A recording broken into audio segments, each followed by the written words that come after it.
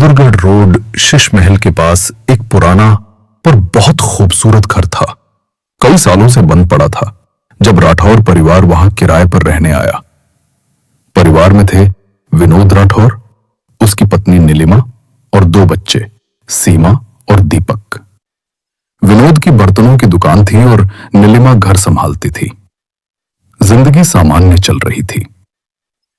एक दिन दोपहर को विनोद दुकान पर था, बच्चे स्कूल गए थे और नीलिमा कपड़े धो रही थी। कपड़े सुखाने के लिए वो छत पर गई। धूप हल्की थी, हवा चल रही थी।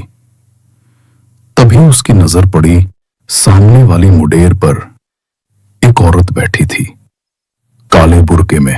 नीलिमा चौंकी। अरे बहन, वहां मत बैठो, गिर जाओगी। पर वो औरत बिना कुछ बोले वहीं बैठी रही।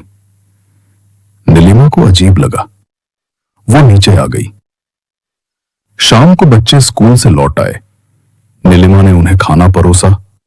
तभी उसकी आंखों के सामने वही बुर्के वाली औरत नीचे आकर खड़ी थी, ठीक रसोई के दरवाजे पर। नीलिमा डर के कांप गई। तुम कौन हो? यहां कैसे आई? निकलो, वरना पुलिस बुलाऊंगी। वो औरत बिना कुछ बोले पलटकर छत की ओर चली गई। रात को जब विनोद लौटा, नीलिमा भागती हुई दरवाजा खोलने गई। जैसे ही उसने दरवाजा खोला, वो दंग रह गई। विनोद के पीछे वही बुर्के वाली औरत खड़ी थी। तुम फिर आ गई, निकलो यहां से। नीलिमा चीखी, पर विनोद ने थकान में ध्यान ही नहीं दिया। वो औरत धीरे से अंधेरे में गुम हो गई। नीलिमा की नींद उस रात पूरी ना हो सकी। अगले दिन मंगलवार था। नीलिमा हर मंगलवार हनुमान जी की पूजा करती थी। उसने जब पहली बार उस घर में आरती शुरू की, तो अचानक ऊपर वाले फ्लोर से जोर जोर से किसी औरत के रोने की आवाजें आने लगी। वो डरते डरते ऊपर गई। सीढ़ियों पर वही औरत बैठी थी, सिर पकड़कर रो रही थी। नीलिमा ने आरती का दिया उठाया और घंटी बजाते हुए उसकी ओर बढ़ी। जैसे जैसे नीलिमा पास गई, वो औरत पीछे हटने लगी। उसका चेहरा बुर्के से बाहर था, पर वहां चेहरा नहीं था, बस स्याह अंधेरा। नीलिमा अब समझ गई, वो कोई इंसान नहीं, एक आत्मा है। उसने डरना छोड़ दिया। हनुमान चालीसा का पूरा पाठ किया। पूरे घर में दीपक जलाए। रात को जब विनोद आया, तो नीलिमा ने सब कुछ बताया।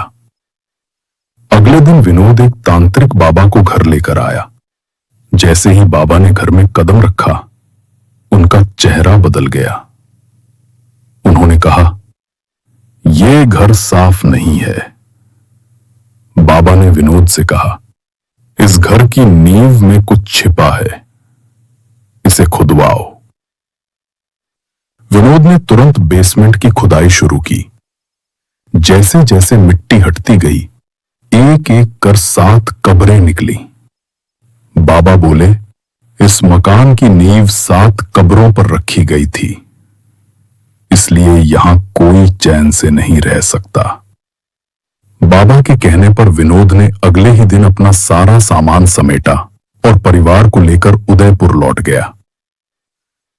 घर फिर से खाली हो गया और आज भी बहादुरगढ़ रोड के शीशमहल के उस मकान की छत पर रात के वक्त कोई परछाई बैठी दिखाई देती है, काले बुर्के में। ऐसी और कहानियों के लिए सब्सक्राइब करें फॉर्च्यून टेल्स टीवी।